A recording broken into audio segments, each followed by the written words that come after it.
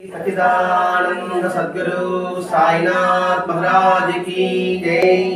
श्री सच्चिदानंद सद्गुरु भरद्वाज महाराज की जय। गुरुदेव दत्त। సద్గురు శ్రీ సాయినాథుని యొక్క సాన్నిధ్యంలో ఆచార్య ఇక్కడ భరద్వాజ మాస్టర్ యొక్క దివ్య ఆశీస్సులతో ఈరోజు సాయంత్రంలో మతం ఎందుకు గ్రంథంలోని అంశాలని వివరించుకుంటున్నాం. ఈ అధ్యాయంలో ఆనంద ప్రాప్తి, ఆనందం ప్రాప్తి, ఆనందం ఎలా మనకి లభిస్తుంది, ప్రాప్తిస్తుంది, లభించడము, ప్రాప్తించడము. ప్రాప్తించడం మనసుకి, లభించడము బాహ్యం. మనందరికీ లభిస్తుంది, కానీ దాన్ని ప్రాప్తంగా మనం గ్రహించడం లేదు.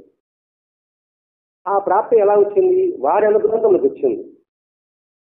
మరి అటువంటి ఆనంద ప్రాప్తి శాశ్వతంగా మన హృదయంలో పదిలంగా ఉంచుకోవడానికి మార్గం ఏమిటి?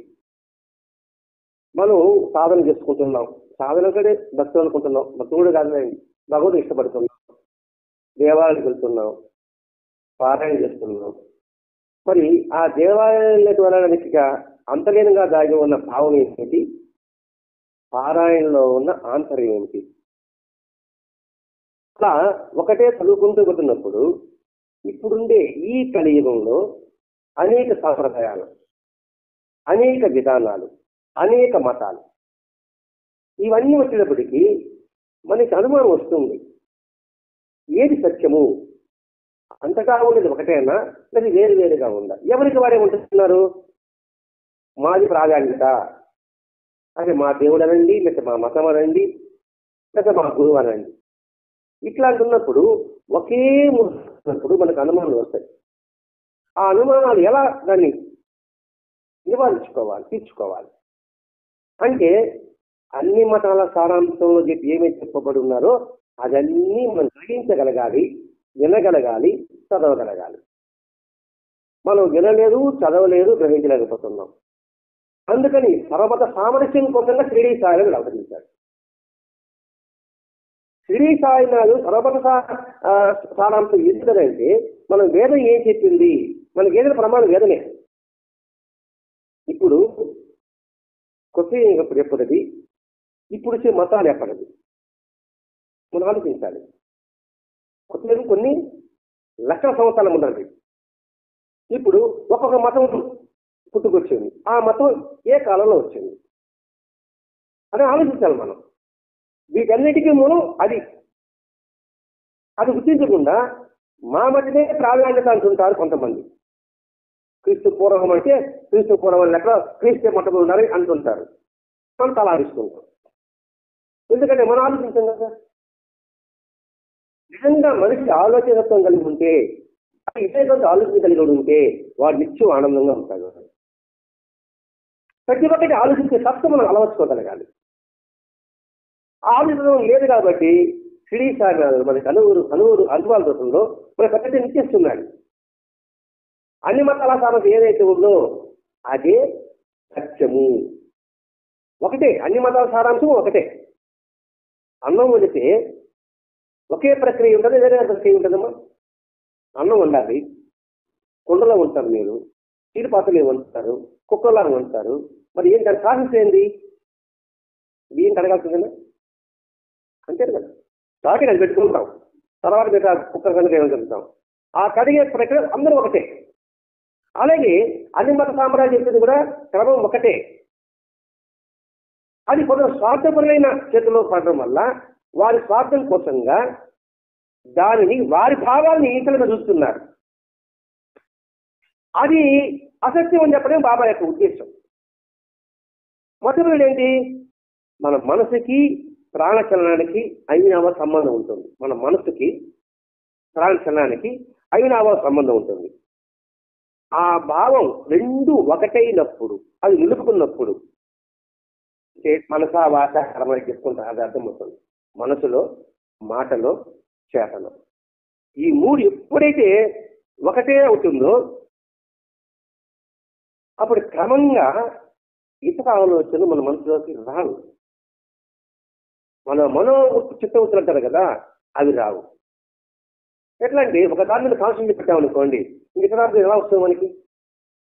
ఒక పనులు నిమగ్నమైనారు, అది సినిమా కావచ్చు, ఆట కావచ్చు, పాట కావచ్చు, ఆలోచిస్తాం అన్నప్పుడు ఇతర ఆలోచన ఉంటుందా? ఇంకో సులభంగా అర్థం కావాలంటే, సెంటర్ స్టేషన్లో ఢిల్లీ నుంచి మనకు కొడుకో లేదా బంధువో దిగుతున్నాడు. మీరు వాళ్ళు రిసీవ్ చేసుకోవడానికి మీరు వెళ్ళారు. ఎంతకాలం ఉంటారు స్టేషన్లో? సాయిలో ఉంటారు ఆ ట్రైన్ దిగే వాళ్ళు కూడా. కానీ మీ దృష్టి ఎక్కడ ఉంది? మన అబ్బాయి మీదో మన బంధువు మీదో వాటి మీద ఉంటుంది. ఇక్కడ ఎక్కడ ఉంటుంది? సాయినగరంలో ఏంటి మా నన్ను చూసి కూడా ఆ పలకలేదు అంటారు. ఇక్కడికి వచ్చిన తర్వాత మీ కళ్ళు చూసి మీ మనసు చూడలేదు. కళ్ళు అన్నీ చూస్తున్నాం, మీ మనసు మాత్రం చూడదు. అందుకని ఇక్కడ మనసుకి కళ్ళకి కాన్సెప్ట్ రెండుకి సైన్ ఉందనుకోండి, ఇంకా బయట ఏమి మనకు కనిపించం. అది ఎప్పుడైతే అనిగిపోతుందో దాన్ని ఎలా చేస్తారు? బ్రహ్మ తదాకార వృత్తి అంటారు. ఈ బ్రహ్మ తదాకారి మనకు సంబంధించిన జాగ్రత్త అనుకుంటాం మనం. త్రికరణ ఎవరికి ఉంటుందో బ్రహ్మ తదాకార వృత్తి. బ్రహ్మం అంటే అంతటా ఉన్న ఒక వెలుగు, ఆ వెలుగు ఒక ఆకారం, ఆ ఆకారమే వాడి వృత్తి. అంటే అంతటా ఉన్న తత్వం అంతా కూడా ఒక ఆకారం ధరించింది. ఎట్లా అంటే మంచి శివలింగం చూస్తాం కదా. మంచి అంటే ఏంటి? నీరే కదా. నీరంతా గడ్డ కట్టితే ఒక ఆకారం వస్తుంది. ఆకారం గురించి అంటే శివుడి యొక్క ఆకారము అనే భావన వస్తుంది కదండి. అట్లా ఎప్పుడైతే మనసు వాచ కర్మన అన్నీ ఒకటే ఉంటే, ప్రకృతి అనేది ఉంటే, ఇంకా చిత్తము అంటే బయట కావచ్చు లోపల కావచ్చు ఏది కూడా మనసులోకి చొరబడవు. అంటే ఏంటి? శ్రీ సాయినాథుడి ఒక వాక్యం చెప్పాడు. ఏమని చెప్పాడు? నువ్వు చూసినంతా కలిసి నేను అన్నాడు. అంటే ఏంటి? నువ్వు ఎవరిని చూసినా, ఏ వస్తువుని చూసినా, ఏ ప్రాణిని చూసినా, ఏ జంతువుని చూసినా, పచ్చిగా చెట్టు కాదు పుట్ట కాదు అంతా అనేటప్పుడు మనం ఎక్కడ ట్రైన్లో పోతున్నాం అనుకోండి, అలా భావించుకుంటున్నాం అనుకోండి, అంతటా ఆయన అనుకోండి, పక్కన ఎప్పుడొప్పుడు వచ్చి మనం దిక్కినా కూడా మనకు తెలియదు. అదే బ్రహ్మ కళాకార వృత్తి. ఆ చెట్టును ఎప్పుడైతే ఉంటాడో వాడు ఆనందానుభూతి పొందుతాడు. ఆ ఆనందానుభూతి పొందడం సులభమని సాయినాథుడే అవసరండి. కుక్కను పెట్టి నన్ను పెట్టాడని చెప్పాడు, కుక్క కట్టను పెట్టి నాకు పెట్టాడని చెప్పాడు, విషయానికి కావాలంటే నాకు కావాలి నాకు వేసాడని చెప్పాడు, చిత్రపట రూపంలో నిర్ణయం అని చెప్పాడు. ఆ భావం ఎప్పుడైతే ఉంటుందో మనం అంతా బ్రహ్మ కథాకార వృత్తిలో ఉంటాము. ఆ బ్రహ్మ కథాకార వృత్తి ఆనంద స్వరూపము. మనిషి యొక్క సాధక జీవితాధిక ఏంటి? ఆనందమే. ఎవరు దుఃఖం కోరుకుంటారు? ఒక్కరు దుఃఖం కోరుకోం. ఎందుకు కోరుకుంటాం?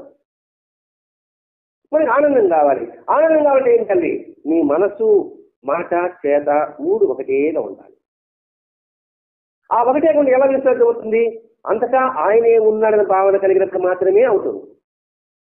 లేకపోతే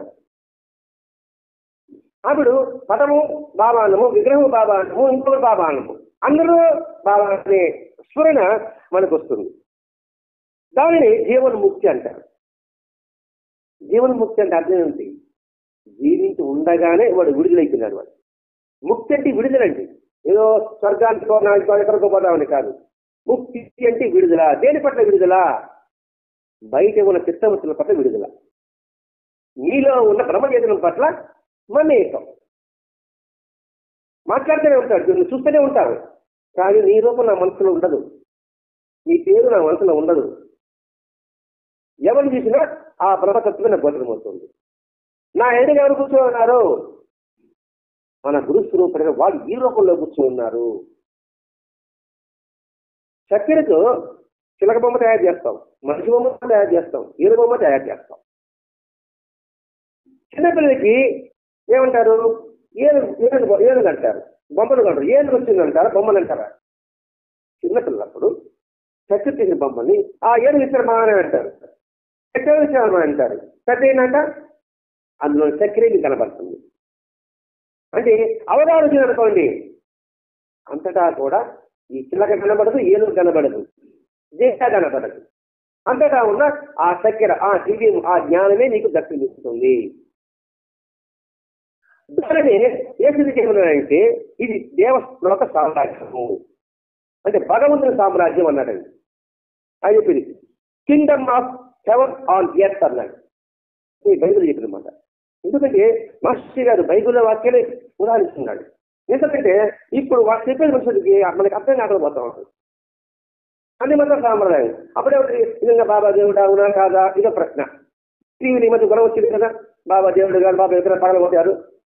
బాబా విగ్రహం పగలగొట్టారు, గుండెల్లో బాబాని పగలగొట్టగలుగుతారు ఎవరన్నా? కొందరు దేవాలయం ఎందుకంటే అనవసరంగా అంటారు. ఒకటి ఆలోచించండి, ఒక్క దేవాలయం వల్ల ఎంతమంది జీవనోపాధి కలుగుతుంది. బాబా దేవాలయం ఇప్పుడు ఉందండి. ఆ ఒక్క దేవాలయం వల్ల దానివల్ల పరోక్షంగా ప్రత్యక్షంగా ఎంతమందికి జీవనాధారం కలుగుతుంది. అలా ఆలోచించిన దేవాలయం అనవసరం ఎవరు ఎక్కడండి. ఇప్పుడు తిరుమల దేవాలయం వండుకోవచ్చు, కాశీ కావచ్చు, అయోధ్య కావచ్చు. ఆ దేవాలయానికి ఆధారపడి ఎంతమంది బతుకుతున్నారు. మరి ఇంతమంది నిరుద్యోగం వదిలిందా? అంటే ఎందుకు చెప్తున్నానంటే మనకి ప్రశ్న వచ్చినప్పుడు మనకేమైనా సమాధానం కావాలి కదండి. ఎందుకు ఇది దేవాలయాలు ఒకటి చాలు కదా అని అంటాం. ఈ ప్రాంతానికి ఇది, ఇంకో ప్రాంతానికి వాడు రావాల్సిన కష్టం కదా వాడికి, ఆ ప్రాంతం కూడా కట్టుకుంటాడు. అదే భగవంతుడి సామ్రాజ్యం అంటే. ఇక్కడ భగవంతుడు అంటే జ్ఞాన సామ్రాజ్యము, వివేకంతో ఒకటి జ్ఞానము, విజ్ఞానంతో ఒకటి సామ్రాజ్యము. ఎప్పుడైతే విజ్ఞాన సామ్రాజ్యం ఉంటుందో ఒకటే ఒకటి మోసం చేయడు. ఇప్పుడు బ్యాంకుల్లో ఫోన్లో డబ్బు కొట్టేస్తున్నారు చూడండి, అట్లాంటివే ఉండవు. అటువంటి భగవంతుడి సామ్రాజ్యం అని ఆయన చెప్పాడు. అదే ఇక్కడ హిందూ మతంలో మతం ఉంటుంది. వేదంలో ఏం చెప్పారు? భూలోక వైకుంఠం అన్నారు, వసుదైక కుటుంబం అన్నారు. వసుదైక కుటుంబం పదవి విన్నాం ఇప్పుడు. వసుదైక కుటుంబం అంటారు. అంటే ఏంటి? వసుదైక అంటే భూమి, భూమి యొక్కలో మనం ఒక జన్మించినాము. మరి ఈ భూమిలో కాకుండా ఎవరైనా జన్మించున్నారా? ఎందుకంటే భూమిలో ఆహారం వస్తుంది, అది తింటేనే కదా పురుషుల వీర్యం వస్తుంది, వీర్యం వస్తే కదా స్త్రీల జన్మ వస్తుంది. మరి ఆహారం అంటే ఏంటి? భూమే కదా. మరి అందులో చేసినప్పుడు నువ్వు వేరు నేను వేరే ఎలా ఉంటుంది? తెల్లరంగా నల్లరంగా మనిషి అవునా కాదా? లావా చందమా మనిషి అవునా కాదా? అంటే మాసం ఏం చెప్తున్నాడంటే మనలో అనుమానాస్పదం రాకూడదు. మన మనసు మనం తెలియాలి. మనం వెళ్ళే మార్గం అనేది అవునా కాదా? అనుమానం వచ్చింది అనుకోండి, మన డౌట్ రాదండి మీకు, మీరు యూస్ మీరు ఏంటి పాప సాంప్రదాయం అంటే రాముడు కృష్ణుడు పక్కన పెట్టేశారు, వేణుగారి పక్కన పెట్టేశారు, సుబ్రహ్మణ్యం పక్కన పెట్టేశారు, ఆయన గురించి అనుకోండి, మీకు అనుమానం వస్తుంది కదా. అనుమానం నివృత్తి కోసం మాట్లాడారు మతమంది గ్రంథాన్ని మనం అందించాడండి. అంటే ఇది ఎప్పుడైతే అజ్ఞానం కలిగినప్పుడు అయ్యో ఇంతమంది చెప్పారు కాబట్టి చాలా పొరపాటు. ఇప్పటి వరకు దేవుడు అంటే ఏదో రాముడనో కృష్ణుడనో అయితే రాముడే ఇంకొడు దేవుడు కాదంటాడు. శివుడు గురించి అనుకోండి, శివుడే దేవుడు, ఇంకొక దేవుడు కాదంటాను. శక్తిని పూజించాం అనుకో, శక్తియే దేవుడు అంటాం. ఎవరు చెప్పారు? ఇప్పుడు అలా అంటారు కదండి. శైవ మతస్థులు, వైష్ణవ మతస్థులు, శక్తి పూజితులు, నేను వాళ్ళకి ఆదికి పోవండి, వాళ్ళ సంగతి పక్కన బాబాను ఆరాధించే చెప్పండి, నేను బాబా భక్తుడు అండి, నేను గంగల గుడికి రాను అనేవాళ్ళు చూస్తున్నాం మనం. బాబాని శివాలని పునరుద్ధరించాడు, గణపతిని పునరుద్ధరించాడు, శనీశ్వరాన్ని పాడుపడి పద్ధతిలో బాగుపడతాడే, మన ఏంటి కనిపించలేదు. అందుకని ఆలోచన కూడా ఇటువంటి అపోహలు కలుగుతుందని మాస్టర్ గారు ఇంత వివరణ చూస్తున్నాడండి. ఎవరైతే తెలుసుకుంటాడు దానిని పశ్చాత్తాపం అంటారు క్రైస్తవులు. మనం వాళ్ళు ఏమంటారంటే ఆత్మ విమర్శ చేసుకోండి, ఆత్మ పరిశీలన చేసుకోండి, తద్వారా పశ్చాత్తాపం చెందగలుగుతామని చెప్తున్నారు. అంటే వీటి ద్వారా ఏమర్థమవుతుంది? పరితాపం చెందేవాడు దేవుని సామ్రాజ్యాన్ని వాడి సొంతం అవుతుంది. దాన్ని బైబిల్ ఏమంటారంటే శోకార్తులు దడ్లు. ఇప్పుడు విన్నారు ఈ పాట పదం, రాస్తూ ఉంటారు కదా, చచ్చిపోయినప్పుడు గోడ మీద రాస్తూ ఉంటారు. శోకార్తులు ధన్యులు అన్నారు. అంటూ వాళ్ళు ఓదార్పబడుదురు అన్నాడు. రాస్తుంటారు. ఏమిటి శోకాతుల దండులు అంటే ఏమిటి? పరితాపం చెందేవాడు. ఎప్పుడైతే పరితాపం చెందుతాడో వాడు దండిడే. ఇంకా చెప్పాలంటే మామూలుగా అన్ని విషయం కూడా అనుకున్నాం. ఒక వస్తువు కనుక్కోవాలని పరితాపం చెందాడు అనుకోండి, వాడు దండిదే కదండి. ఇప్పుడు తమ సామాజికులు బస్సు కట్టుకోవాలంటే ఎన్ని ప్రయోగాలు విఫలమైంది. శోకాతులు ఉన్నా కదా, వాడు దండ్యుడు. గుర్తింపు పొందాడా లేదా? ఇదే రామకృష్ణపురం అంటాడు. కాలుగానే ఒకసారి ప్రత్యక్షం కాకపోతే కింద పడి వెళ్ళాడేవాడు, ఏడ్చేవాడు. అందుకని కాలుగా ప్రత్యక్షమైంది. అంతగా శోకార్త మనలో ఉందా? అంతటి పరితాపం మనలో ఉందా? ఉందని అనుకుంటూ ఉంటాం. పరితాపం ఉంది అనుకుంటూ ఉంటాం. నిజమైన పరితాపం ఉంటే వచ్చి రావాలంటే ఆయన రాలేదంటే మన పరితాపం ఉంటే కదా వచ్చేది. అందుకని పరితాపం చెప్తాడు వాడికి తప్పకుండా కూడా జ్ఞానం లభిస్తుంది. 10th class exams, 9th exams ఉందండి. వాడు పరితాపం ఎక్కడ మనం చదవాలి, మంచి వాళ్ళు తెచ్చుకోవాలి ఎప్పుడైతే మనకు ఆకర్షణ ఉంటుందో వాడు సక్సెస్ అవుతాడు. వాడు ఆ పరితాపంలో సక్సెస్ కాలేదు. బ్రూస్లీ తెలుసా? ఎవడైనా ఫైటర్ 1970 సంవత్సరాలు 10 సంవత్సరాల్లో నా పేరు ప్రపంచంలో కల గొప్ప నటుడిగా రావాలని ఆయన రాసి పెట్టుకున్నాడంట పేపర్ మీద.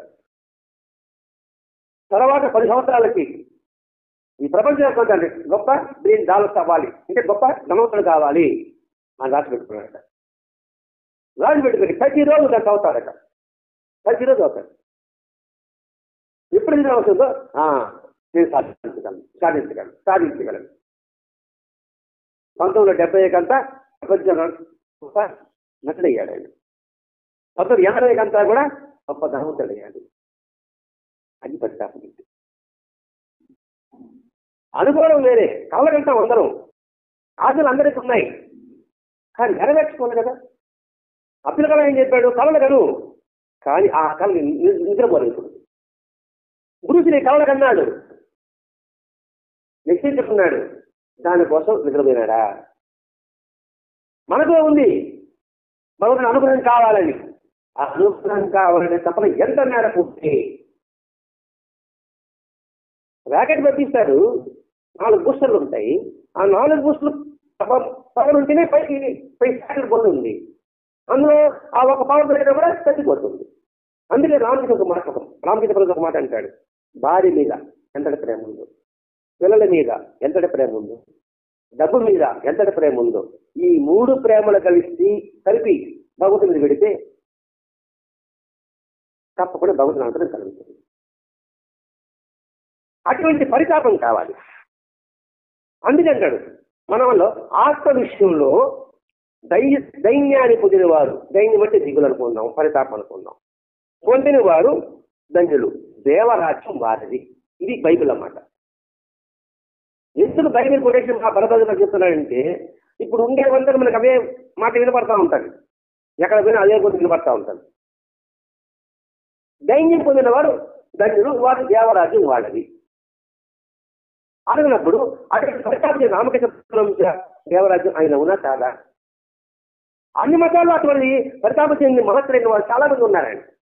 ఆయన తెలుసుకోకుండా మా రాముడు గొప్ప, మా కృష్ణుడు గొప్ప, మా యేసు గొప్ప, మా పరమత్వ గొప్ప, మా బుద్ధుడు గొప్ప, మా గురుడైన గొప్ప అనుకో, ఎంతవరకు సబబు ఆలోచన తత్వాన్ని పెంచుకోవాలి మనం. కాబట్టి ఇక్కడ భగవంతుని అనుగ్రహం కావాలంటే నువ్వు పరితాపం ఎంతవరకు దైన్యాన్ని పొందాలి అంటే దైన్యం మన పదం వాడేస్తాం ఎంతవరకు ఉంది. అది ఉంటే దేవరాజ్యమే నీది, నీ దగ్గరికి పరిగిస్తుంది ఆ రాజ్యం. నువ్వు పరిగిస్తబడలే, అదే పరిగిస్తుంది. ఎవరైతే క్వాలిఫై అయినాడు అనుకోండి, ఉద్యోగం వాటిని పరిగిస్తుంది, ఎత్తుకుంటా వస్తాడు వాడు. మరి ఉద్యోగంలో ఉన్నప్పుడు భగవంతుడి విషయంలో కూడా అంతే కదండి.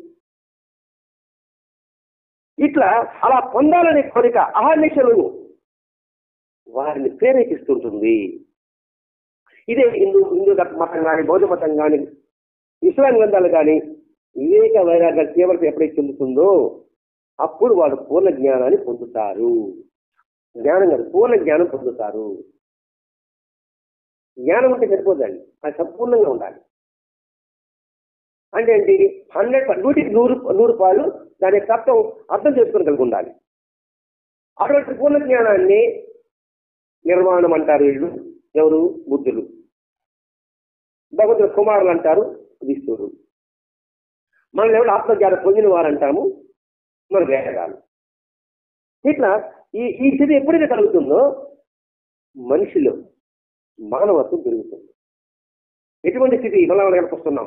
కర్మణ మనసావాచ, నీ మనసుని ప్రాణచలాన్ని అవినా సంబంధం ఉంది, దాన్ని ఏకం చేస్తే నీకు పూర్ణ జ్ఞానం కలుగుతుంది. అటువంటి జ్ఞానం పొందిన వాడు భగవంతుని ప్రీతిపాత్రుడు అవుతాడు. అటువంటి జ్ఞానం పొందిన వాడి పనికి ఎలా ఉంటుంది? వాడు దయ, జాలి, కరుణ, అహింస ఇవన్నీ చేకూరుతాయి. మరి ఇటువంటి ఉన్నవాడు ఉన్నది కూడా వారికి ఇటువంటిది. అటువంటి తత్వం ఉన్నవారు భగవంతుడు ఇప్పుడు మనుషుల యొక్క కృపేపరం పొందుతారు. వారికి బ్రహ్మాండ ఇన్ని లక్షణాలు ఉన్నాయి అని అందరూ ప్రశ్నిస్తారు. భారతదేశం కాబట్టి మీరు అనుకుంటాం, మీరు అనుకుంటాం. అది ఇక్కడ ఏమన్నాడు? కృపావంతులు ధన్యులు, వాళ్ళు కృపను పొందుదురు. మత్తయి 5:7 వాక్యం. మాస్టర్ అది కూడా ఎంత పరిశోధించండి. బైబిల్ మొత్తం చదవకపోతే ఈ పాయింట్ ఎలా తెలుస్తుంది మాస్టర్ గారికి? కృపావంతులు ధన్యులు, వారు కృపను పొందుతారు. ఎవరైతే మంచివాడో వాళ్ళ సమాజం వాడికి పేరు తీసి వస్తుంది. ఎలా వస్తుంది? వాళ్ళ దయా, కరుణ, జాలి, అహింస, ఎదుటివాడి వాళ్ళకి గాయపరచకుండా ప్రవర్తించడం, మాట్లాడడం ఇవన్నీ ఉంటే అందరూ వాళ్ళని నచ్చరా? అది ఒక బైబిల్లోనే ఉందా? ఎవరు చేసిన ఫలితం పొందారు లేదా? ఎగ్జామ్ ఉంది, అనేక సెంటర్లు ఉన్నాయి. అనేక సెంటర్లు రాసిన వాడి పరీక్ష ఫలితాల్లో వాడు పాస్ అవుతాడా? పాస్ అవుడా? ఒక సెంటర్లో రాసిన పరీక్ష పాస్ అవుతాడా? అనేది కృపావంతుల దగ్గర వాళ్ళు కృపను పొందుతున్నారు. దీన్ని మన వేదం చెప్తుంది, సర్వభూత హితేరక, అన్ని భూతాల పట్ల నువ్వు హితం కలిగి ఉండు. అంటే వాళ్ళకి మంచి జనాలు కాంక్షించు. అదే కదండి ఈ కృపావంతుడు. వాడి కృపావంతుడు అంటారు. అందరూ మంచి కాంక్షించేవాడు ఏమంటారండి? వాడు మంచివాడు అంటారు. ఈ కృపావంతుడు అనే పాట బైబిల్లో మాట. అందరికీ కృపావంతుడు చెప్పాల్సి వస్తాను. అన్ని అన్నా కూడా అతను ఆ తత్వం ఉన్నప్పుడు అతను ఏమంటారు? అందరు ఇక్కడ భూతం అంటే మనుషులను కాదండి, సకల జీవ ప్రాణి కోటి రూపాయలు కూడా వారి విధానం కోరేవాళ్ళు. అందుకే మహాభారతం అంతా ఉంది. మహాభారతం నాకు అర్థం కాదు. రెండు మాటలు చెప్పన్నారు. పరహితం పుణ్యం, పరపీడనం పాపం. ఈ రెండు వాక్యాలు ఎంత అర్థం ఉందండి? పరహితమే పుణ్యం. ఇక్కడ హితం చేయమనే చేయకూడదని, హితం కూడినా కూడా పుణ్యమే. కొంత చేయలేకపోవచ్చు, శక్తిని చేయగలుగుతారు, శక్తి లేదు. మరి ఇతరుల బట్టి మరి హితం కోరుకున్నాను అనుకోండి, మరి ఒకే ఒక వాక్యం చెప్పాడండి, సర్వే జనా సుఖినో భవంతు. మరి హితం అవునా కాదండి? లోక సమస్య సుఖినో భవంతు, మరి హితం అవునా కాదండి? అది చేయడానికి మనకి నిపుణుందా? మరి ఇబ్బంది లేకుండానే మన మహర్షులు మన పుణ్యాన్ని కట్టబెడుతున్నారు. నువ్వు ఇతరులు పీడించవద్దు, నువ్వు ఏం చేయడం చదవాలి. ఇది చేయలేము. అది అన్ని మతాల సారాంశం. అది ఆ తత్వాన్ని ఎక్కడ నీకు అవగాహన ఇచ్చినప్పుడు నీకు మత ద్వేషం ఉండదు, మత సామరస్యం ఉంటుంది, మత సహనము ఉంటుంది. అందుకే బోధిశత్తులు బుద్ధి ఉంది కదా, అందరూ సర్వభూతాలకి ముక్తి కలిగించేంత వరకు నేను జన్మిస్తానన్నాడు. ఎవరు? బుద్ధుల్లో అందరూ కూడా. ఇక్కడ అందరూ చెప్పండి, సర్వభూతాలకు అన్నాడండి. సర్వభూతాలు అంటే 84 జీవరాశికి ముక్తి కలిగిన తర్వాత అంతే వరకు నేను గుర్తునే ఉంటా. ఏదో నువ్వు పుట్టడం వాడికి హితం నీకు సత్తనే ఉండాలా. అందరికి హితం చేసే వరకు నేను జన్మిస్తూనే ఉంటా. ఇదే స్వామి వివేకానంద కూడా మాట్లాడతాడు. ఈ భారతదేశంలో ఒక్కడు కూడా ఆకలి అనకున్నంత వరకు నేను జన్మిస్తూనే ఉంటాను. అందరూ కృషి చేస్తూనే ఉంటాను. ఎవరు? స్వామి వివేకానంద. స్వామి నాకు ముక్తి రావాలి, మోక్షం రావాలి, నేను గుడికి పోతే ఇది కోరుకుంటున్నాను. అంటే ఏంటంటే నాకు ఒక్కటి ముక్తి ఇస్తే చాలు. ఇది అటనా బాధ. అది నేను నా పోటీ కాదు మాట్లాడి. ఇదే భరద్వాజ మాస్టర్ అన్నాడు, ముక్తిధామానికి వెళ్ళి చక్రవంతంలాగా నేను ఉపయోగపడతా, చివరి వాడు నన్ను తీసుకుపోతే చాలన్నాడు. ఈ పదం విన్నామా? మాత్రం ముక్తి బిడ్డలు వస్తుంది. ముక్తిధామానికి నేను చక్రవర్తికి ఉపయోగపడతా. ముక్తిధామం అంటే ఆవుల గట్టు బ్రిడ్జి అనుకున్నాం, దాన్ని నేను చక్రవర్తిగా ఉంటా, నా మీద నచ్చిపోండి, చివరి వాడు నన్ను తీసుకుపోతే చాలు. సరే విద్య నిచ్చిన సహాయం కావాలి, విద్య ఎక్కడానికి నేను ఉపయోగపడతా, మీరు ఇచ్చిన అనుకున్నాం, నా మీద చిక్కుపోండి, చివరి వాడు నిచ్చిన పైకి లాక్కోండి. అర్థమైందా? చివరి వాడు ఎవడున్నాడు? ఉన్నాడు. ఎవరు వాడా? ఆమె పోయారు, ఆమె ఆయన చెప్పింది, ఆమె పోయింది ఈయన చెప్పింది, ఈయన చెప్పింది, నేను ఇంకోటి చెప్పిన, ఆయన మధ్యలాగానే ఉన్నాడు, ఇంటిలాగానే కూర్చో ఉన్నాడు. అంటే ఆయన మీద పడుతున్నాం, ఆయన మార్పు మీద పడుతున్నాం. మాస్టర్ గారు చెప్పింది అది, వీరగారు చెప్పినది, బొలిసెప్పుడు చెప్పింది అది, చెప్పింది అది. అట్లా ఎప్పుడైతే అక్కడ ఉంటుందో అది సాధకుడి కొద్దిగా తీవ్రమైన మోక్షకాంక్ష ఉంటుంది. అప్పుడు మత్తయి 5:8 వాక్యంలో ఒకేమంటాడు, నిర్మల హృదయం ధన్యులు, వారు దేవుని దర్శించరు. నిర్మల హృదయులు ధన్యులు, అది బైబిల్ మాటే. కానీ వాస్తవం చూడండి, మనం స్వచ్ఛంగా ఉంటే దండితే వాడికి ఎప్పుడు ఎప్పుడు ఆనందంగానే ఉంటాడు. వాళ్ళ కల్మషం లేదనుకోండి, వాడు ఎప్పుడు ఆనందంగానే ఉంటాడు. కల్మషం ఉండేవాడికి లోపల కొత్త అంటా ఉంటాడు. కలుపులు కొత్త వాళ్ళకే ఉంటుంది, ఎవరికి ఉండదు. కల్మషం వాడికి శాంతంగా ఉంటాడు. మీరు డీటెయిల్స్ పోయారు, మీరే కానీ వెళ్ళిపోయారు, నేనంటాడు అందించింది ఇదే కోసం ఉంటాడు. అట్లే ఉంటుందండి. అంటే గాలికి తింటే లోపలికి అంటాడు మా నాన్న, అంటే గాలికి పోయింది తింటే లోపలికి పోతాడు అన్నారు, గాలికి వెళ్ళిపోయింది అని చెప్తే దాని మీద పట్టించుకుంటారు. చిన్న చిన్న వాక్యాలే.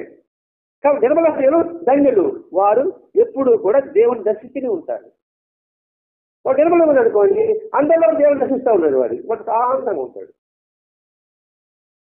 ఒక్కలో దేవుని చూస్తాడు, మంచిగా చూస్తాడు, దేవుని చూస్తాడు వాడు. మరి ఈ ఒక్క వాక్యంలో మనకి శివపురంలో కావచ్చు, తిరుగుపురంలో కావచ్చు, ఆలవర్షలో కావచ్చు, ఈ నిర్మల హృదయం వారు ఎంతమంది మహత్తులు ఉన్నారు.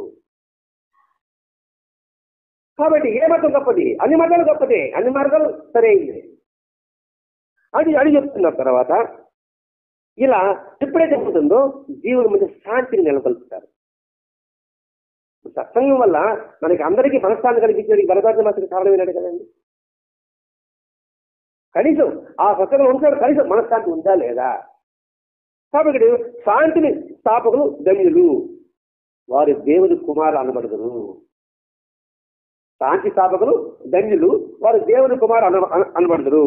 మత్తయిలో 5:9 వాక్యం ఎంత వివరిస్తున్నాడు మాస్టర్ గారు. శాంతి స్థాపకులు ధన్యులు, వారు దేవుని కుమారు అనబడదురు. మరి ప్రవయ్య కావచ్చు, రామదాస కావచ్చు, త్యాగయ్య కావచ్చు, ఇది చూసుకుందాం, మీరాబాయి కావచ్చు, సతీ అనసూయ కావచ్చు, మరి వాళ్ళందరూ కూడా అందరికీ శాంతిని చేకూర్చారు. వివేకానందుడు శాంతిని చేకూర్చలేదా? బుద్ధుడు శాంతిని చేకూర్చలేదా? గురునానక్ శాంతిని చేకూర్చలేదా? బ్రహ్మం గారు, వెంకటేశ్వరి వారి దేవుని కుంపనబడదురు. అంటే ఏంటి? సాక్షాత్తు దైవ స్వరూపము.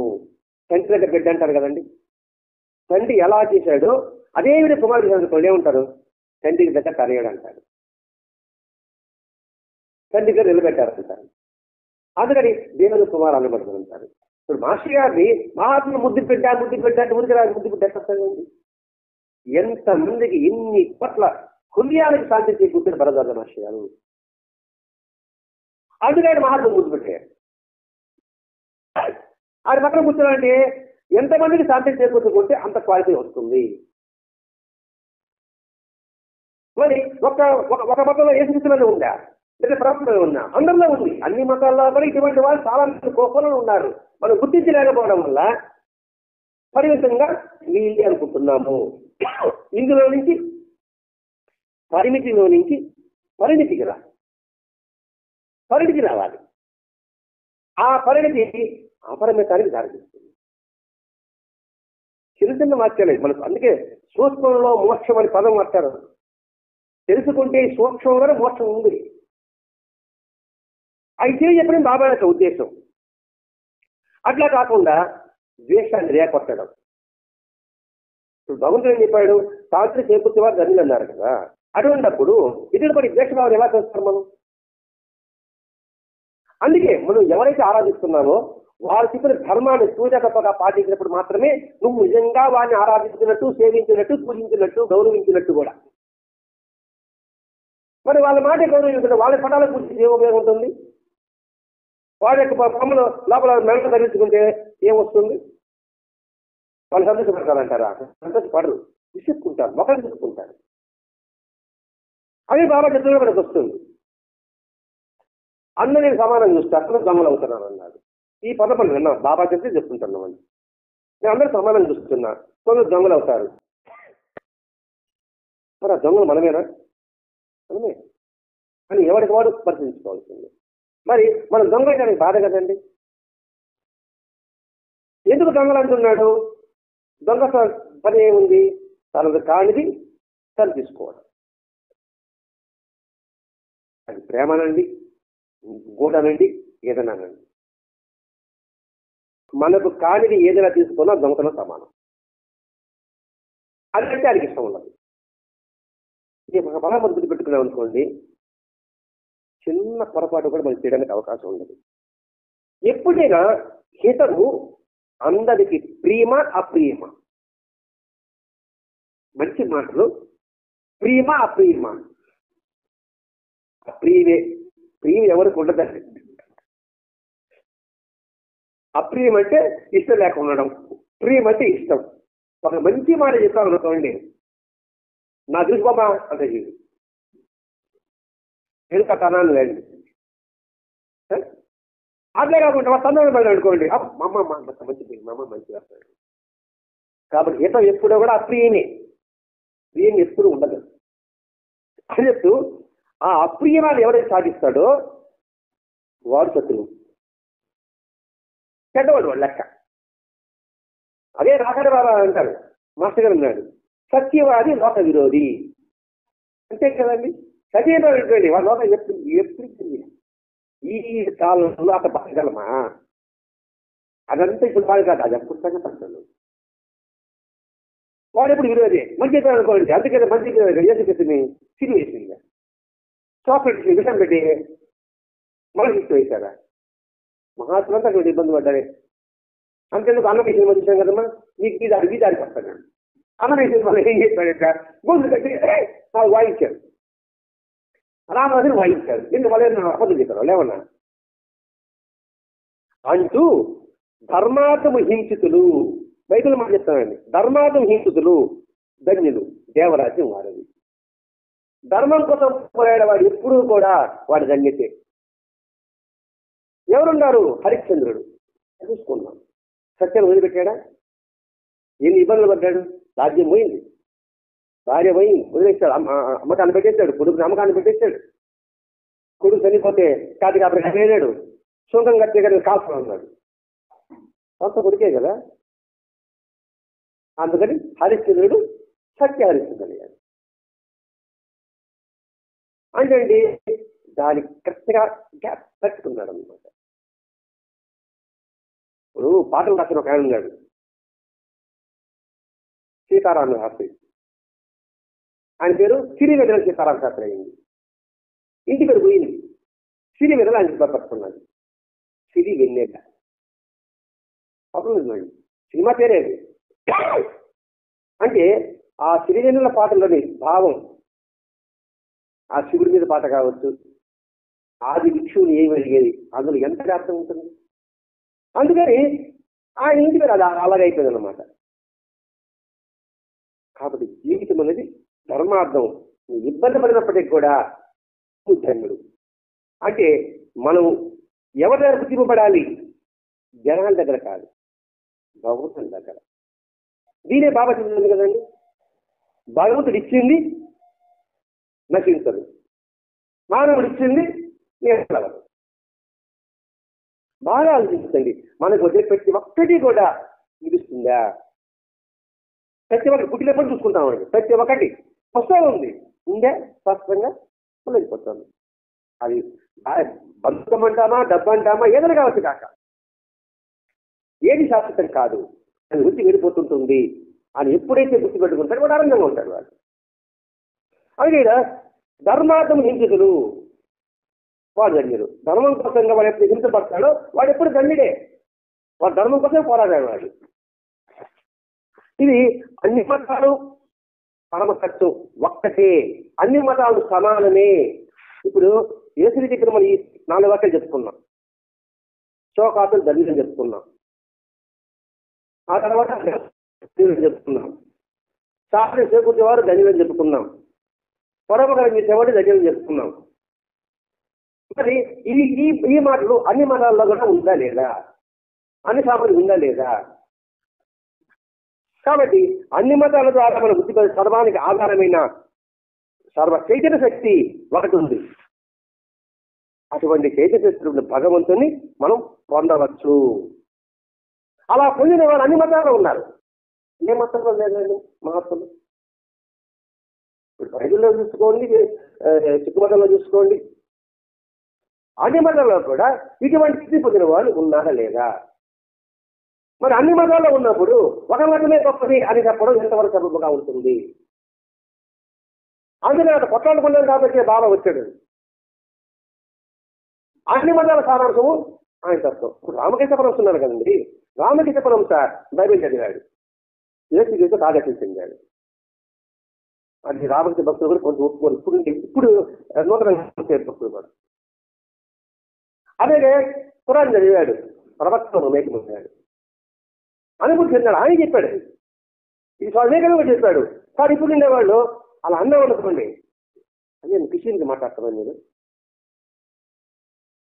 ఒకసారి రామకృష్ణ మఠం సత్సంగానికి ప్రధానప్పుడు నేను సిస్టర్ నివేదిక గురించి చెప్పాను.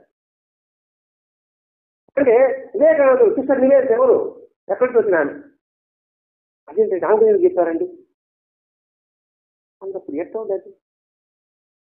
సిస్టర్ నివేదిక ఎవరు చెప్పారు? వివేకానంద పేరు పెట్టి వివేకానంద పేరు పెట్టాడు.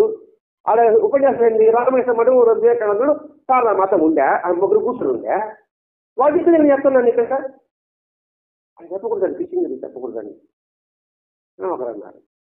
నవ్వుకుంటాం అనుకోండి, వాళ్ళ అవగాహన లేకపోవడం వల్ల. అంటే ఏంటి, రామకృష్ణ మఠం ఏం చెప్పాడు, వివేకానంద చెప్పాడు, అదే చెప్పుకుంటున్నాం మనం. ఎవరైనా అదే చెప్పుకోవాలండి. అలా నేను చేస్తున్నప్పుడు రాష్ట్రం ఒక మాట అన్నాడు, నువ్వు యేసుని పూజిస్తున్నావా?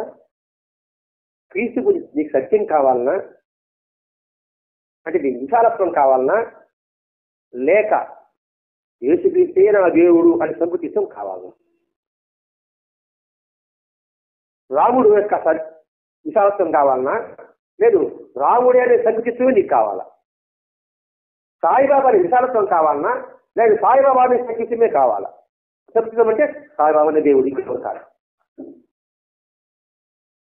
విశాలత్వం అంటే అంతటా ప్రేమతత్వాన్ని మనం పొందడం. అందులో ఏమన్నారు, విశాలత్వమే కావాలన్నారు. ఎవరు? మాస్టర్ గారు క్రిస్టియన్స్కి ప్రశ్న వేశాడు, ఇస్లాం వాడికి ప్రశ్న వేశాడు, హిందువులకు ప్రశ్న వేశాడు, అందులో విశాలత్వం కావాలన్నారు. అట్టయితే నువ్వు చెప్తగలుగుతావు అన్నాడు. అందరూ మళ్ళా డబ్బులు వేశాడు. నువ్వు చెప్పగలవు, విశాలత కావాలన్నావు కదా, ఆ మాట చెప్పు. ఏం చెప్పాడో చెప్పు, తర్వాత ఏం చెప్పాడో చెప్పు, సాయిబాబా ఏం చెప్పాడో చెప్పు, రాముడు ఏం చెప్పాడో చెప్పు. విశాలం చెప్పాడురా మనం కుట్టుకోకూడదురా అని నీ మతం వాళ్ళకి నువ్వు చెప్పగలవా? నీ మతం వాళ్ళకి నువ్వు చెప్పగలవా? నీ మతం నువ్వు చెప్పగలవా? ఆడమని అందరూ గమనించారు. అంటే వాళ్ళకి సంకుచితమే కావాలి. ఏది, నా రాముడే గొప్ప, నా కృష్ణుడే గొప్ప, నా శివుడే గొప్ప, నా శక్తితో కూడా గొప్ప, అది సంకుచితం. భక్తి శాస్త్రంలో ఉందండి, గురుమండల రూపిణి అని వస్తుంది. గురుమండల రూపిణి భక్తి శాస్త్రంలో అన్ని యొక్క స్వరూపిణి అని. మరి ఆ భావం మనం ఎంతమందికి గ్రహించుకుంటాం మనం? అది మాట ప్రశ్నిస్తున్నాడు అంటూ చివరికి అంటున్నాడు, పాఠక మహాశయ చూడండి, మన చదివేవాడికి మిమ్మల్ని అడుగుతున్నా, మీరేమంటారు? చివరి ఒక వాక్యం వచ్చారు మాస్టర్ గారు. వారు ప్రశ్నించారు, వాళ్ళు గమనించారు. పాఠక మహాశయ్య మీరు రెండు సంవత్సరం వింటున్నారు కదా, మీరేమంటారు? మిమ్మల్ని ఇది అడుగుతున్నా, ఏమంటామని ఇప్పుడు మనం ఏం చెప్పాలి? మనం రేపు చెప్పుకుంటామా? వచ్చేవాళ్ళు తీసుకుంటాం. దీని సమాధానం అని అడుగుతున్నాడు, మీరేమంటారు అని. కాబట్టి ఒక్కొక్కరు అడుగుతారా, రేపు శుక్రవారం చెప్పాలి. సమృద్ధిలో విశాలత్వం కావాలా? ఇప్పుడు చెప్పేస్తారా? సమృద్ధిలో విశాలత్వం చెప్పండి. పెద్ద చెప్తున్నారు ఏం పడుతుంది అది. కాబట్టి దగ్గర చర్చ ఏర్పాటు పరదాలు మాటగా చేశారు. అది సత్సంగ పుణ్యం. ఆ విశాలత్వంలో కదా రచిత అఖిల భారత సాయపాల భక్తి సమ్మేళనం జరిగింది. అది ఎప్పుడు గుర్తొస్తుంది. సద్గీతం అనుకోండి, ఒకడే చేశాడు అనుకోండి, అంతటి ఆనందాన్ని మనం పొంది ఉండగలమా? ఉండలేము. అది ఇది భరద్వాజ పరకాశ్. ఆయన మనం ఏర్పరిచిన అటువంటి విశాల తత్వం ఎంతగా ఉప్పుకుంటుంది ఇప్పటికీ. ఈ క్షణం కూడా ఇంకా జరిగిన కళ కట్టట్టుగా ఉంది. మనం ఎంతటి భాగ్యవంతులకు మనం గుర్తించాలి ఇక్కడ. ఇట్లా ప్రతి ఒక్క మహాత్ముని దర్శించిన వారు ఎంతమంది మహాత్ములు తీర్చిదిద్దబడ్డారు. సాయినాథుల కల్పవృక్షాలు బాబా ఎంతమంది మహాత్ములు తీర్చిదిద్దబడ్డారు. అలాగే అన్ని మతాల్లో ఉన్నారండి. ప్రతి ఒక్క మతంలో కూడా మహాత్ములు తీర్చిదిద్దబడినారు, అందరూ ఉన్నారు. అది మనం గుర్తించు. అదే సరైన గురు సాంప్రదాయము. గురువు అనేది ఎవరంటే తన దగ్గరకు ఎవరికి వస్తాడో వాడి బలాన్ని గుర్తిస్తాడు. బలాన్ని గుర్తించి వాడిని ఉన్నతం చేస్తాడు.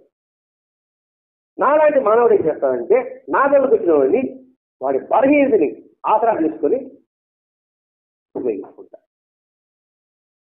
సామాన్య వ్యక్తికి మహాత్ముడికి తేడా.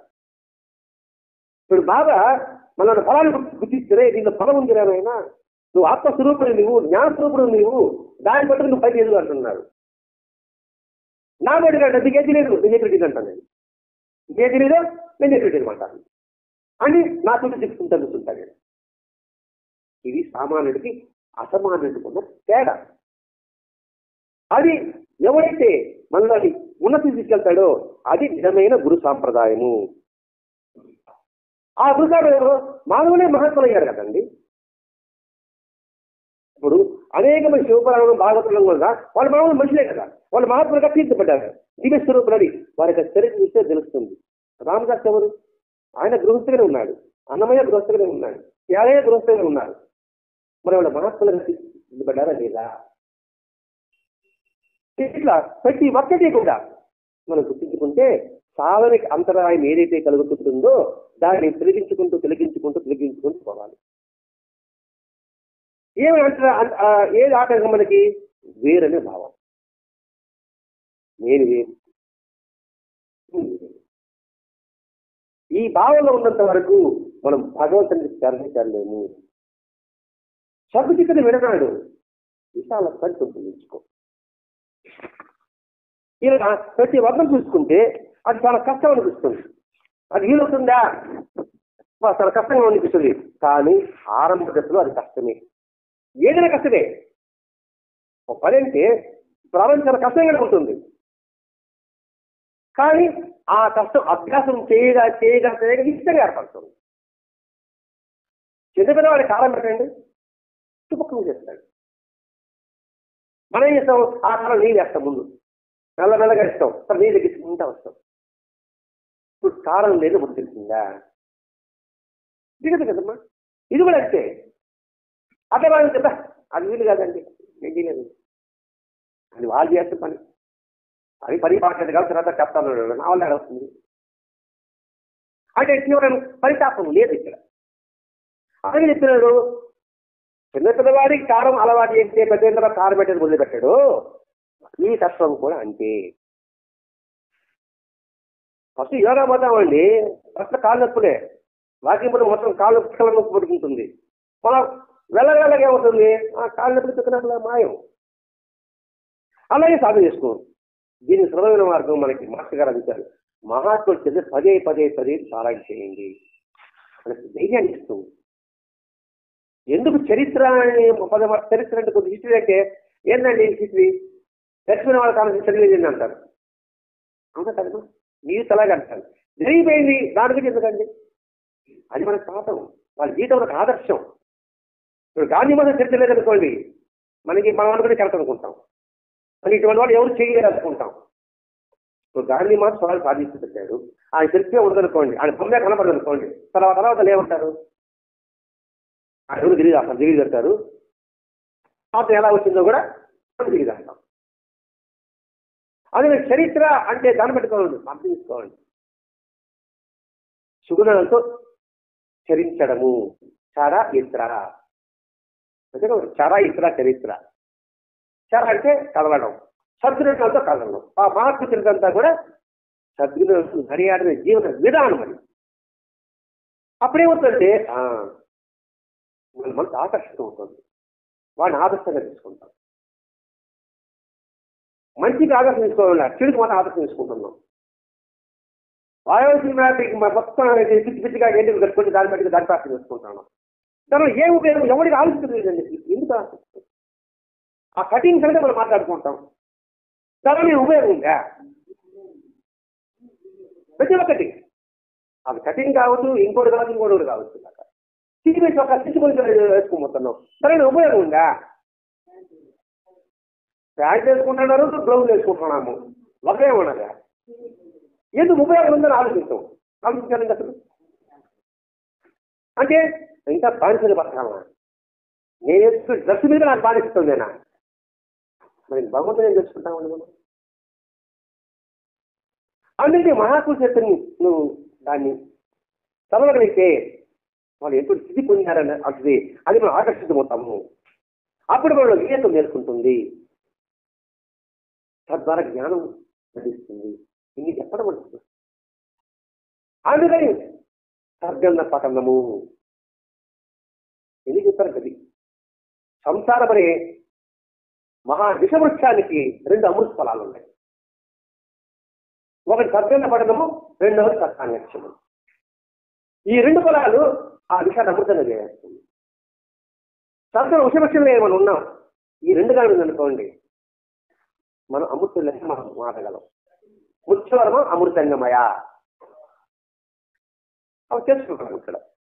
కాబట్టి దానికి ఉదాహరణ నయనాలు తెలుసనుకున్నాము, ఆలవాళ్ళు తెలుసనుకున్నాము, బాపటిలో సాయి ప్రతి గ్రంథంలోనే మహాత్మ గురించి అనుకుంటున్నాం. సద్గురు సాయి చూస్తున్నారు కదా మీరు, మహాస్థాపతి శ్యామ సాత్య సద్గురు సాయి చూస్తున్నారు మీరు, సిరియల్ చూస్తున్నారా? సద్గురు సాయి సిరియల్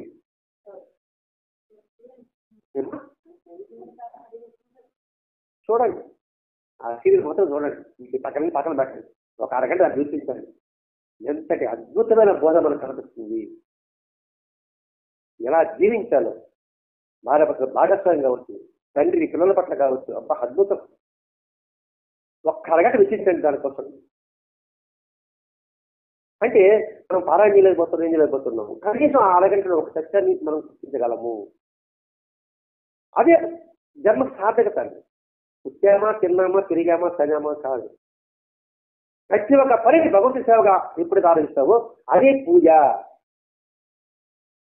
ఆ భావాన్ని కొంచెం బాగా పెంచుకుంటూ రావాలండి. ఇప్పుడు రమణ మహర్షి గారికి వచ్చారు ఒకరు, పిల్లవాడు వచ్చాడు. పిల్లవాడు వచ్చి, స్వామి మా ఊరికి రండి అన్నాడు. సరే అంటే నేను వచ్చేస్తే ఇక్కడ పిల్లలతో కూడా బాధపడతారు కదా అన్నాడు. అక్కడికి నేను మూట కట్టి తీసుకుపోతాను అన్నాడు. మూట కట్టి తీసుకుపోతాను అన్నాడు. ఆశ్చర్యంగా నవ్వుకున్నాడు. పక్కన వచ్చాడు, ఒక కవర్ ఎయిర్పోర్ట్ పెట్టుకున్నాడు, మూట కట్టించాడు, దోడి తీసుకుపోతా అన్నాడు. అంటే ఆ పట్టణంలో కూడా ఆయన చూశాడు లేదా? అప్పుడు అన్నాడు, నేనే ఓడిపోయాను అన్నాడు. నువ్వు తీసుకుపోలే అన్నాడు ఆయనేమో, నేనే తీసుకుపోతా అన్నాడు. మనము పట్టం దోలు పెట్టుకున్నాం. మన చెంతే ఉన్నాడని ఆలోచన స్ఫురణ ఎంత మేరకు ఉంది? ఆ చిన్నపిల్లడే చూడండి చెప్పాడు, ఓడికి మరి కావాలి అరగోట పెడితే తీసుకుపోతా అన్నప్పుడు పట్టం కాదు, నిన్నే తీసుకుపోతున్నా. ఇదే బాబా కూడా వస్తుంది. తారకాలు అనుకుంటాను, పాదాలు కనబడినప్పుడు పాదాలకి బాబా కానిచ్చి ఆయన పాదాలు విడి పాదాలు తీసుకుపోతుంటే నా పాదాలు కోసి తీసుకుపోతుంది అన్నాడు.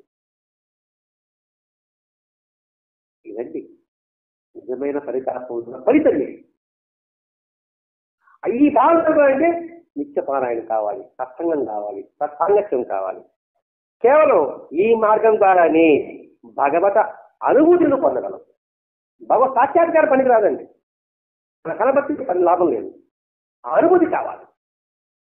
రామకృష్ణ పరమహంస ఒకరోజు భక్తులు వచ్చారు ఒక గురువు గారికి. రామకృష్ణ పరమహంస స్వప్న కనిపించాడండి, అద్భుతం, ఆయన మాటలు చెప్పలేను అన్నాడు. అక్కడ అనుభూతి నాకు, నాకు శరీరం లేకుండా తేలియాడు అన్నారు. వెంటనే ఆయన అన్నాడు గురువు గారు, నువ్వు నిజంగా చూసావారు, అద్భుతం అన్నాడు. నాకు ఇంకేం అద్భుతం ఉండదు. అట్టయితే నీలో నిర్భయం ఉందా అన్నాడు. భయం లేకుండా ఉండగలుగుతున్నావా అన్నాడు. చెప్పగలడా? మీరు చెప్తారా? అందుకని తల్లి పడింది కర్మని చెప్తాను. మరి ఇంకే అనుభూతి పొందిన అసలు నువ్వు నిత్యత్వం ఉందా, నిర్మలత్వం ఉందా? ఇప్పుడు అన్నాడు. అడిగాడు. చెప్పగలడా? రెండు చెప్పినా నిర్భయం మాత్రం చెప్పలేడు. అంటే సాక్షాత్కారం పొందావు, అనుభూతి పొందలే. అనుభూతం అంటే ఆ బల్లితో దానిలో కూడా ఆయన దర్శించే అతడికి భయం ఎందుకు ఉంటుంది ఇక్కడ? అందుకని మాస్టర్ మనకు సులభమైన మార్గం ఇచ్చాడు. ఒకటి పారాయణము, రెండు సత్సంగం. ఈ మార్గం ద్వారా మనం భగవత్ అనుభూతి పొందడం సాధ్యమని ఎందరో మాటలు చేస్తున్నాయి. మహాత్మ గురుచేత పారాయణ చేస్తున్నారంటే ఇప్పటికీ కూడా అనేకమైన మహాత్ములు మహారాష్ట్రలోనే ఉన్నారు. తుకారాం కావచ్చు, నామదావుడు కావచ్చు, ఏకనాథ్ కావచ్చు, సతీ సత్యబాయి కావచ్చు, సతీ అనుసూయ కావచ్చు, ఎంతమంది ఉన్నారు అక్కడ మహారాష్ట్రలో. వీరి కూడా అక్కడే అవతరించారు కదండి. అందుకే భరద్వాజ మహర్షి గారు మన ఇక్కడ పారాయణ చేస్తుంటే అటువంటి మహాత్ములు ఈ ప్రాంతంలో కూడా కోస్తాశ్రంలో కూడా వాళ్ళు అవతరిస్తారు. ఆ పుణ్యమే వెంకటేశ్వర బయటపడ్డాం మన పరిధిలో వరకు. అంత పిచ్చోడు అన్నారు ఆయన. భరద్వాజ మహర్షి గారే ఆయన పిచ్చోడు కాదు వెంకటేశ్వర అని 1975 సంవత్సరంలో మొట్టమొదటి ఆయన దర్శించి ఆయన చెప్పినాడండి. అంతవరకు ఆయన పిచ్చోడే అన్నారు 1975 వరకు. వెంకటేశ్వర వెళ్ళారు మీరు ఇస్తుంది 1982లో ఆయన శరీరం వదిలిపెట్టాడు. అంటే ఏంటి? 1975, 82, 7 సంవత్సరాలే ఆయన పేరు ప్రఖ్యాతండి. ఆయన పుస్తకం రాసి పంచాడండి. కాబట్టి మనం ఇంకా పాలన చేసుకుంటే భగవంత అనుభూతిని, అది ఆనంద ప్రాప్తిని, ఆనందత్యాన్ని మనం పొందగలం. దాని సులభమైన మార్గం సాయి తత్వంలో ఉన్న విధానం. ఆ తత్వాన్ని మనం ఆలోచించగలిగితే ఏ మతం ఏం చెప్పినా అన్ని మతాల సారాలు ఒకటే. ఎవరు చాలా లేదు. మనం ఎవరిని విమర్శించబడలేదు, ఎవరిని దూషించబడలేదు. అందరిలో కూడా అన్నింటిలో కూడా ఆ సాయి తత్వమే ఉంది అనే భావాన్ని మనకి అన్నింటి కోసంగా భరద్వాజ మహర్షి గారు మతమెందుకు అనే గ్రంథం ద్వారా మత మూడులకి సమాధానం ఇవ్వచ్చు, నాస్తికులకి దేవుడు లేదా వాళ్ళకి సమాధానం ఇవ్వచ్చు. అటువంటి మహోన్నత గ్రంథం మతమెందుకు అనే గ్రంథం ద్వారా మనకి అద్భుతమైన విషయాలు చేసిన భరద్వాజ మహర్షి గారికి కృతజ్ఞతలు. శ్రీ సచిదానంద సద్గురు సాయినాథ్ महाराज की जय. सद्गुरु भरद्वाज महाराज की जय. गुरुदेव दत्त.